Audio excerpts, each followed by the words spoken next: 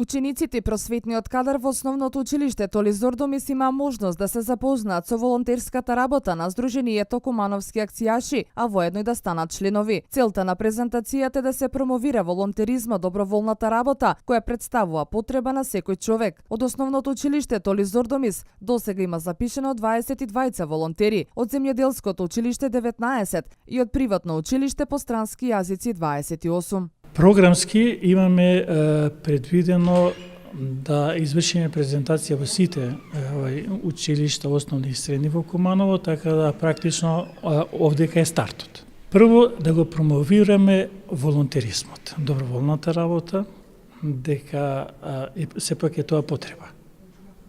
Затоа што без доброволна волонтерска работа апсолутно не може да се заврши ништо.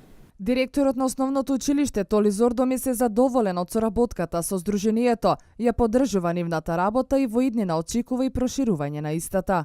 Имаме ние голем број на ученици кои се вклучени во Сдруженијето и во волонтерска доброволна работа. Јас сакам ова прилика на господинот Лјатифи како председател на Сдруженијето да му е честитам ноемвриската награда на град Куманово.